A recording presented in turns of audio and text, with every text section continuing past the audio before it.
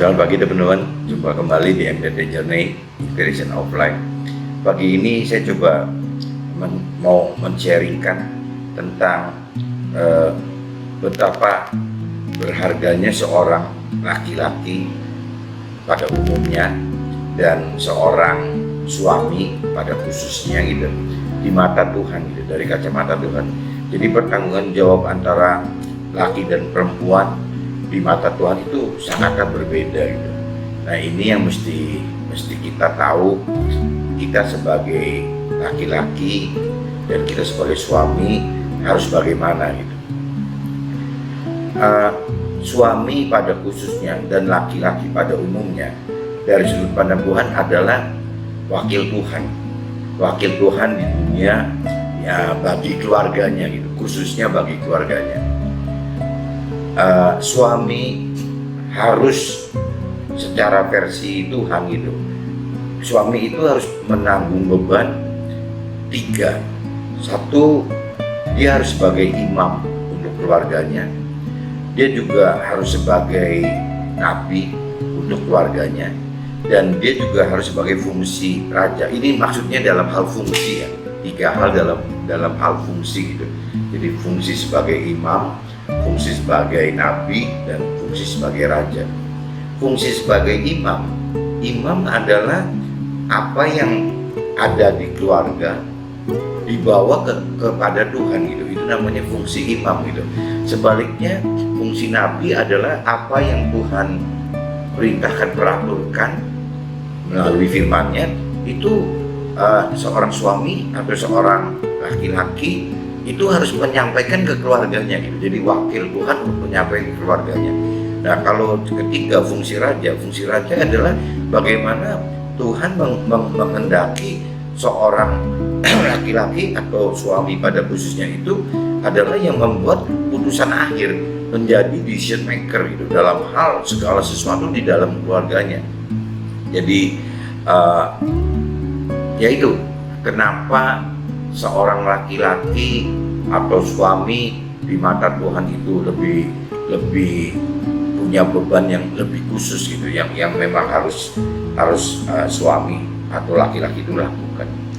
Lepas kalau kita lihat dalam keluarga, di dalam satu keluarga, kadang-kadang dalam satu keluarga itu kan suami istri belum tentu istrinya yang jadi ibu rumah tangga, bisa juga bapaknya jadi ibu rumah tangga kalau memang ada kesempatan antara suami istri bahwa si suami menjaga keluarganya dan si istri jadi yang mencari nafkah gitu. Ya nggak ada masalah gitu. Yang penting selama memang itu ada kesepakatan dan kalau memang itu lebih baik daripada posisi umum gitu, ya silakan gitu. Begitupun juga seorang suami bisa saja menjadi aktif di pelayanan gitu, di pelayanan sosial atau pelayanan rohani selama itu disepakati oleh istri. Saya pikir nggak ada problem gitu.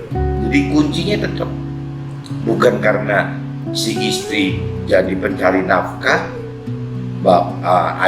bapaknya, suaminya menjadi bapak rumah tangga, dan misalnya suaminya sebagai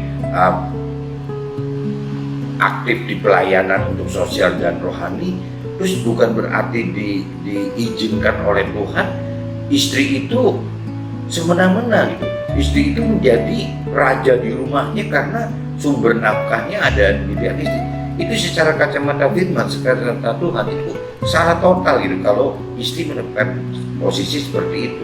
Dan biasanya nanti ujungnya tuh ada ujung masalah seorang istri yang seperti itu mungkin dalam tempo tertentu tidak terlihat gitu, tapi pada akhir hidupnya pasti akan mengalami kesulitan gitu.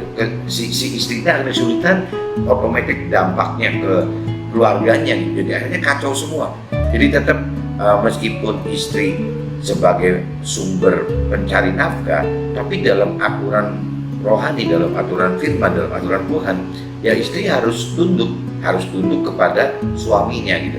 Nah maksudnya tunduk itu kan kalau seandainya memang Tuhan berkati pihak istri lebih dominan, lebih kuasain bidang pekerjaan atau usahanya, ya mungkin yang penting pihak istri harus tunduk kepada suami dalam bentuk minta restu gitu, minimal minta restu gitu. Kalaupun si suami tidak bisa membantu secara pemikiran, si suami tidak bisa membantu secara materi, si suami tidak bisa membantu memberikan solusi soal usaha atau pekerjaannya, ya minimal seorang istri harus minta restu suaminya, sehingga waktu minta restu otomatis menempatkan posisi suami sebagai decision maker gitu.